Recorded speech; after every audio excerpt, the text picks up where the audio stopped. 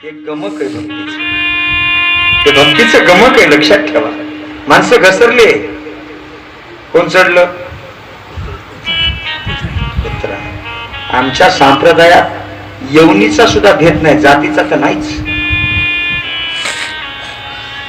वेशा गणिकाती सत्य लोकांनी वेशाचा अवतार होतो आणि एखाद्या सौभाग्यवतीला नरकाला जावं लागतं. का? कर्म नेक मार्ग एक, कर्म नेक मार्ग एक. तुमचं कर्म निक्का असेल ना, तुम्ही जातीत कोणत्या, यवनीत कोणत्या, काहीच फरक पडत नाही, काही फरक पडत नाही. फक्त कर्म स्वच्छ असलं पाहिजे माणसाचं, काही लागत नाही. बाकी तुम्ही महाराज जरी असा आणि कर्म तुमचं जर नेक स्वच्छ पवित्र नसेल, तुम्हाला नरकाला जावं लागेल. तुम्ही सामान्य जरी असाल, तुमचं कर्म स्वच्छ असेल, तर देव तुम्हाला विमानात बसून वैकुंठाला नाहीत. लक्षात ठेवा, इथं महाराज आहे का सामान्य याला किंमत नाही. स्वच्छ जो कर्म करतो त्याला किंमत आहे. भजन केलं म्हणजे स्वर्गालाच वैकुंठाला जातो असं काही नाही. भजनाच्या सोबत कर्म स्वच्छ लागते. काय भजन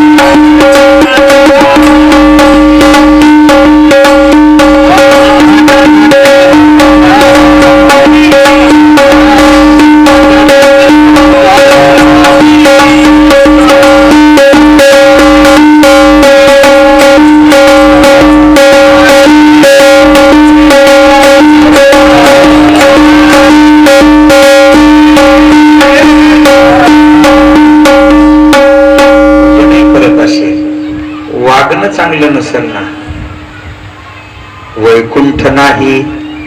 काय चालला विषय?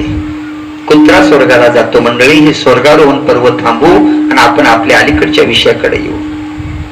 धर्मराजाने परीक्षित राजा बसव. राजाचा धर्म होता रोज गावामध्ये एक परिक्रमा केली पाहिजे. राजाने ग्राम परिक्रमा, ग्राम भोजन आणि ग्राम व्यवस्था हे राजाच्या दिनचर्येतले कर्म आहे.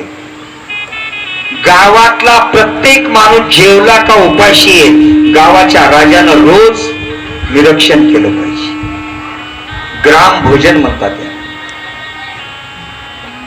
गावात काही समस्या आहेत का? रस्ते आहेत का? नाल्या व्यवस्थित आहेत का? कोणाचा वादविवाद आहे का? भिंतीच्या सामायिक, झाडांच्या सामायिक, नालीच्या सामायिक पायी वाद होतो का? राजानं खबर घेतली पाहिजे. राजाचा धर्म, याला दिनचर्या म्हणतात राजाची. परीक्षित राजाने रोज सकाळी उठायचं, गावाला चक्कर मारायची. गावात काही अडचण संकट आहे का? एके दिवशीची वेळ परीक्षित राजा गावाला चक्कर मारत होती. पूर्व वेशीमध्ये गेले. जुन्या काळात गाव असायचा, गावाला गावकोस असायचा, गावाला 4 द्वार असायची. 4च झालं. तुमच्या गावाला होता का जुन्या काळात गावकोस? बरेच जुनी गाव होती, गावकोस बांधलेला असायचं. म्हणजे गावाला मर्यादा होती. माणूस म्हणते ना, गावात 4 माणसं शहाणे नाहीत का हो तुमच्या? म्हणजे गावाला 4च वेशी होत्या त्या काळात. म्हणजे गावात कोणीतरी प्रमुख मोठे माणसं असायची. एखाद्या माणसाने एखादं काम करायचं ठरवलं, गावातल्या शहाण्या माणसांना विचारायचं, दादा मला वाटते असं करावं, करावं का? कोणाला विचारायचं? गावातल्या हुशार माणसं. आता लेकरू बापाला विचारायला तयार नाही. कोण म्हणते कोणाचं? एखादा वडील माणूस जर एखाद्या मुलाला सांगायला गेला, बाळासाहेब हे करणं बरोबर नाही तुमचं, तो म्हणतो हो गबसा, मी बापाला बाप म्हणायला तयार नाही, तुम्ही कोण सांगणार? हे काळ आलाय. वाढ वडिलांची मर्यादा संपली या काळात. हे काळ होता. गुरुजी गावात राहायचे. आम्ही जर पोरं आमच्या लहानपणी रस्त्यावर खेळत असो आणि गुरुजी आले म्हणून कोणी नुसता आवाज देणार, हे बरोबर गुरुजी आले, गोट्या जाग्यावर सोडायच्या पळून जायचं. किती मर्यादा होती का नाही? किती आदर होता. याला वजन म्हणतात गुरुजीच.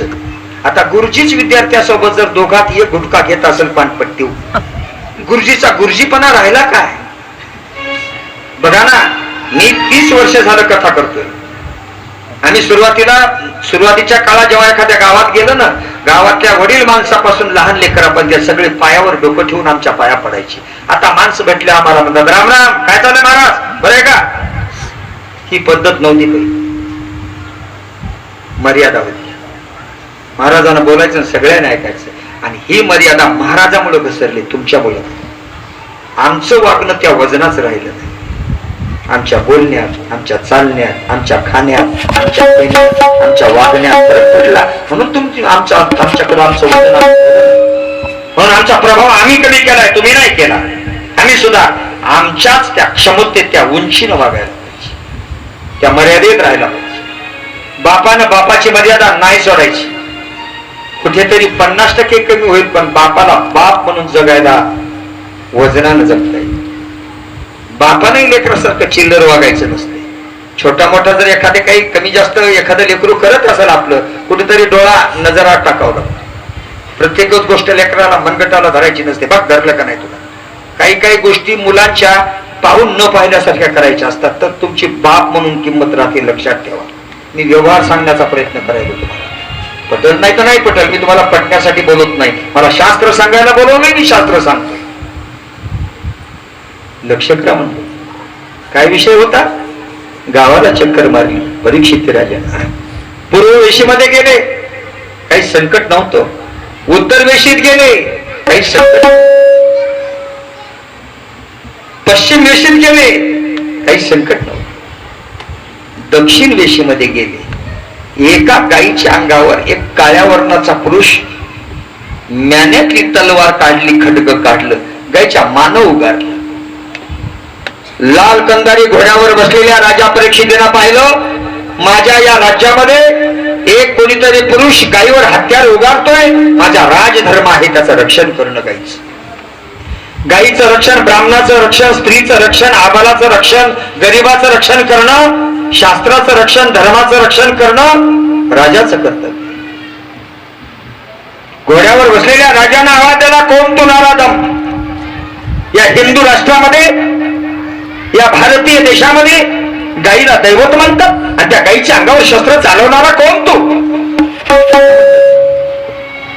त्यानं सांगितलं, राजा माझं नाव कली. काय करतोय? गाईवर वार करतोय. का करतोस? काय अपराध गाईचा? राजा मला कली म्हणतात. कलीचा धर्म आहे अपराध्याला शिक्षा करायची नाही, निरपराध्याला शिक्षा करायची. चांगलं वागणाराच्या पाठीमाग छळ करण्यासाठी लागतो, त्याला कली म्हणतात. ऐका कलीचे महिमा, ऐका कलीचे महिमा. असत्यात पापा देती अनुमोदन करीती छळन संतांचे. कलियुगाचं काम.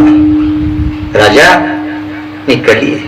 कलीला सांगितलं राजानं, असेल तू कली, मी राजा आहे. मी तुला जे सांगेल त्या न्यायाप्रमाणे तुला वागावं लागल. या देशामध्ये, या माझ्या राज्यामध्ये गाईवर वार, ब्राह्मणावर वार, गरिबावर वार, स्त्रीवर वार, अत्याचार करणं आमच्या न्यायात बसत. चालता हो. कलीला सांगितलं तुझे जाऊ. कलीला सांगितलं तुला 4 जागा राहायला देतो. द्युतम पानन स्त्रियां सुना यत्रा धर्म चतुर्विधम. राजा द्युतन. राजानं सांगितलं कलीला चालता हो. कलीनं विचारलं राजाला, राजे कुठं जाऊ? राजानं पहिली जागा दाखवली, जिथं पत्त्याचा डाव आहे तिथं जा. आता ते पत्ते गेले, आता मोबाईल मध्ये फिट केले. बरोबर आहे. हे लय पोरं बिघडले या वयाची. हे लेकरेत नाही बसलेले, लाल शर्टावर बसले, हे चांगले आहे. भागवतात बसले, याच्या सारखे म्हणायलो त्याला म्हणे ना मी. इकडे लक्ष द्या. गरीबाच्या शेतकऱ्याचे लेकर 10-10 लाख त्या मोबाईल मध्ये घालायले. काय म्हणतात त्याला? Rummy rummy rummy rummy rummy sir rummy असू ते आता ते हे एक आता काय शेअर मार्केट. शेअर मार्केट मी लई जणांच्या घरातले वाले मिटविले. आम्हाला 4 लोक मानते. मायबाप म्हणतात आमच्या पोराला सांगायचं जाऊ द्या लेकरू हे खेळत असते नाही मारा 10 लाख घातले. कशात? Share market. त्याच्या बापाला माहित नाही शेअर मार्केट. फुकटचा पैसा घालतो. बापाने कष्ट करून कमवलाय. बरं लेकरासाठी बाप घामानं गाळलेल्या 2 एकराला विकून लेकराला वाचवतो. त्याला बाप म्हणतात. लेकरो लक्षात ठेवा तुम्ही केवढे कुटाने करा तुमच्या पाठीमागे तुमचा मित्र राहणार नाही, राजा राहणार नाही, गावातला नेता राहणार नाही.